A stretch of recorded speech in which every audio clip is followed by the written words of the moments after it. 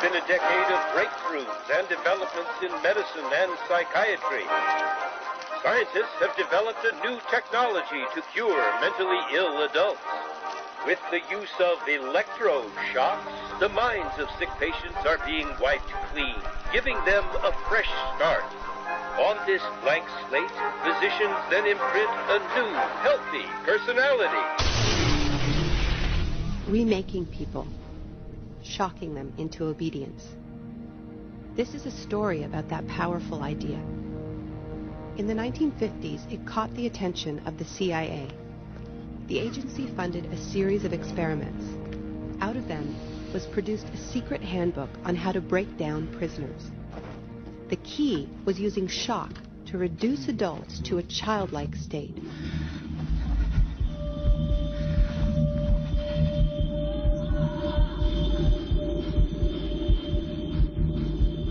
It's a fundamental hypothesis of this handbook that these techniques are in essence methods of inducing regression of the personality.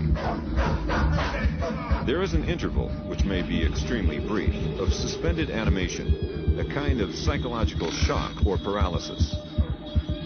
Experienced interrogators recognize this effect when it appears, and know that at this moment the source is far more open to suggestion, far likelier to comply than he was just before he experienced the shock.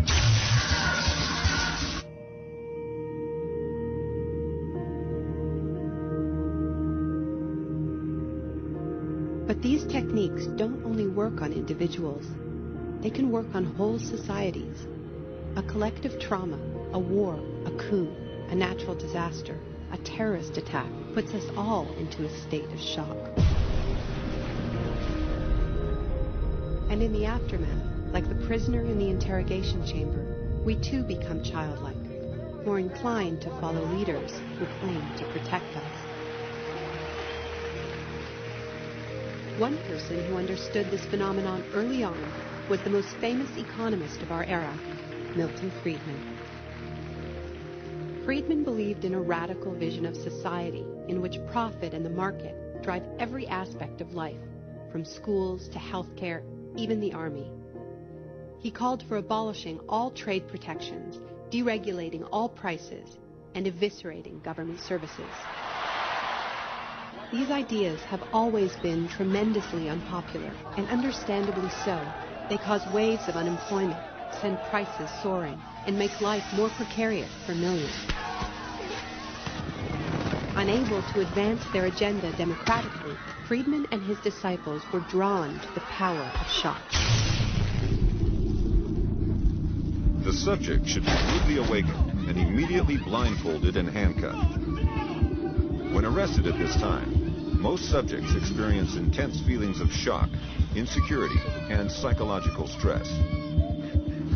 The idea is to prevent the subject from relaxing and recovering from shock.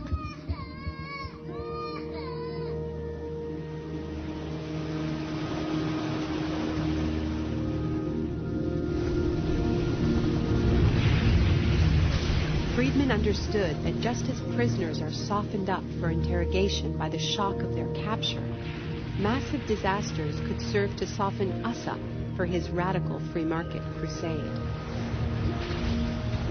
He advised politicians that immediately after a crisis, they should push through all the painful policies at once before people could regain their footing. He called this method economic shock treatment. I call it the shock doctrine. Take a second look at the iconic events of our era, and behind many, you will find its logic at work. This is the secret history of the free market. It wasn't born in freedom and democracy. It was born in shock.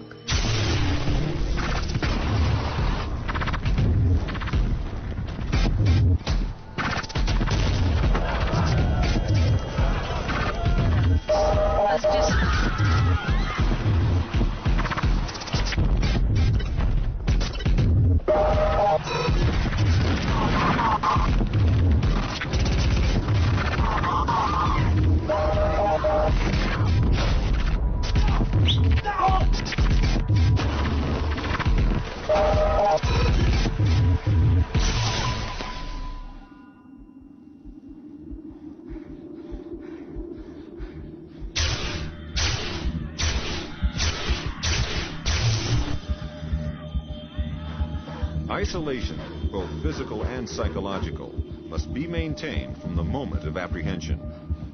The capacity for resistance is diminished by disorientation. Prisoners should maintain silence at all times.